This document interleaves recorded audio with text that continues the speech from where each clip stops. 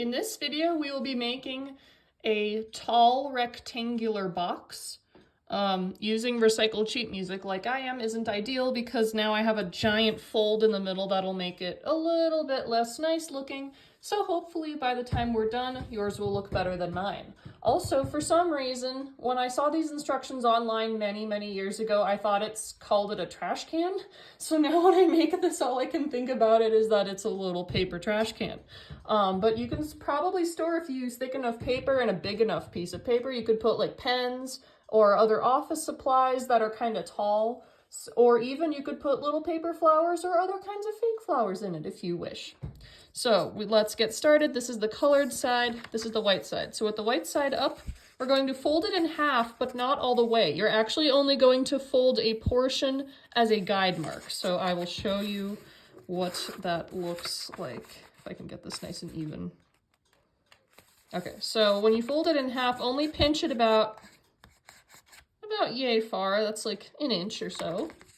So now you have a little mark. So now what we're going to do is we're going to bring our edge to the central mark and we're going to make another little mark about the same length, like so. So now we have two. We're going to do one more. So we're going to bring this edge to our little center mark and create another mark. So we've now partitioned this into quarters, 1, 2, 3, 4. So now we're going to rotate it about 90 degrees and we're going to do the same thing on this side. So we're going to fold it in half, this.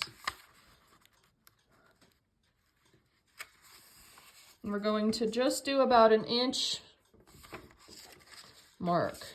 There we go. So now we're going to do the same thing as we did before. Bring this edge to the center here. And make a little mark like that, and then do the same thing with this edge. Bring it to the center and make a little mark. There we go. So now we have our little paper ruler. So now what we're going to do is we're going to bring this edge to the third mark, 1, 2, 3. And now we're going to fold this completely.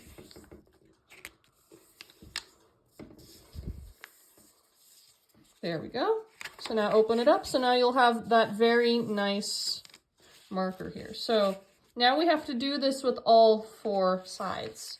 So I like to just kind of do it rotationally. So then you take your edge and bring it to the third little mark.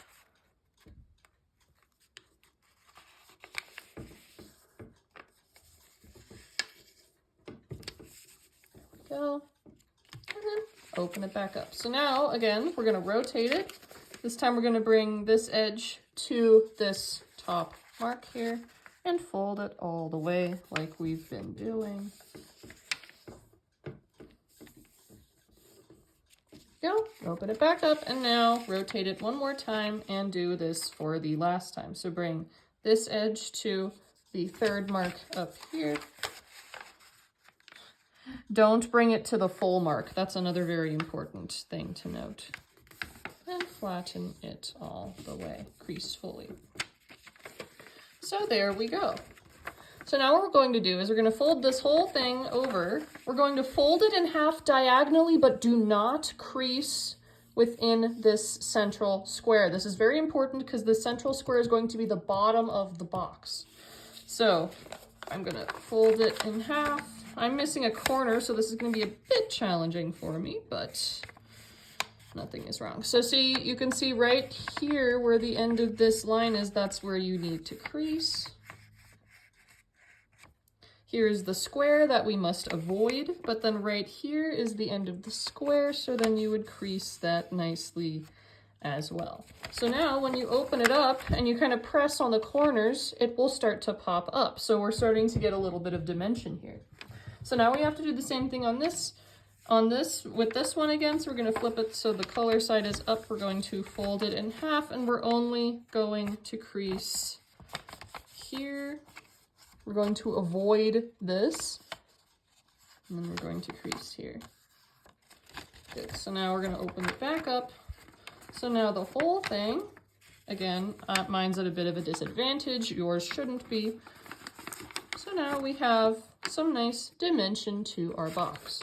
So now the final part is we're going to actually make it into a box. So you see where you have this kind of square here, what you're going to do is carefully pinch it and you're going to bring this edge to the center line. You're gonna have to very carefully hold it down because it is gonna want to fall apart. We're gonna keep doing this a lot, so you're welcome to just continue along, or if something doesn't make sense to you, please feel free to pause and rewind and rewatch until it makes sense to you. So now we're going to bring this edge to meet the other at the central line here.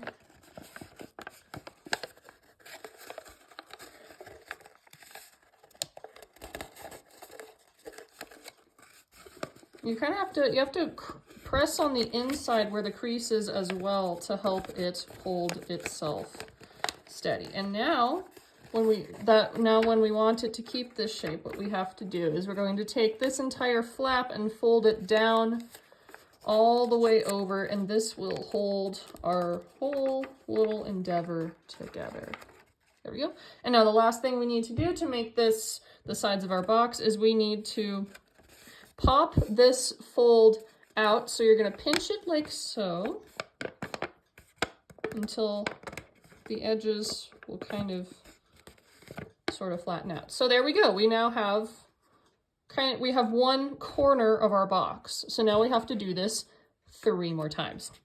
So we're going to, again, we're going to take this edge, bring it to the center.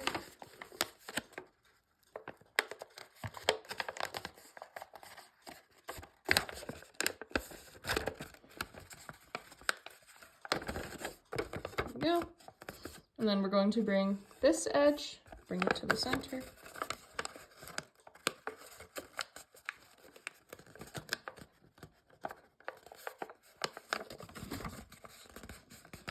Crease it nicely. You'll have to crease it on the inside as well.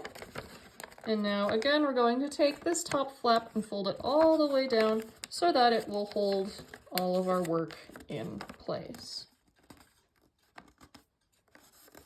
Also, if your shoulders are getting tense, please remember to relax them. Good, so now what we're going to do again is we have to kind of pop this edge out. So we're going to gently press on it. I could use fancy terms like mountain fold, but I know some of you might not know what that means. So that's why I don't use the origami jargon. There we go. We're now halfway to our completed rectangular box.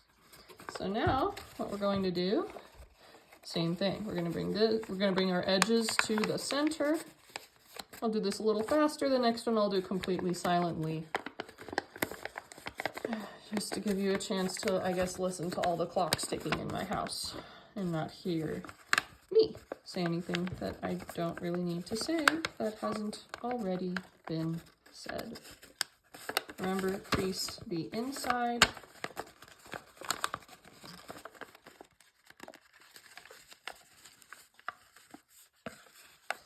Yeah, and then bring this tip all the way down so it will hold this in place. See, you'll note this also gets harder as we go because there are fewer loose ends to kind of pop all over the place. So now again, we have to pop this edge out. So we're going to just gently press down on it until the edges kind of come together. And there we go. Now we have one more. And as promised, I'll do it silently so you can watch along.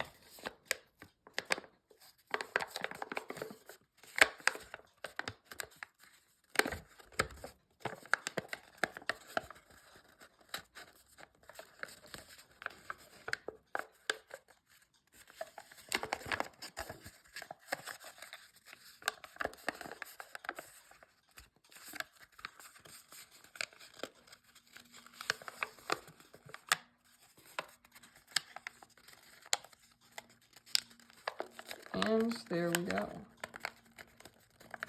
So now, as soon as I pop this final corner out, we now have our tall rectangular box. So you can see this one is, a little smaller than my hand, but it should be able, hang on, I have to test this. Just gonna put some pencil in it, and a pen, and another pen, and there you go. Look at that. It's a nice little pen and pencil holder, if that's something that you are looking to do. If it doesn't look exactly like mine, that's okay. Maybe it looks better than mine, I don't know. If this is your first time making this, I'm sure it looks great for your first time. And as always, thank you so much for joining me.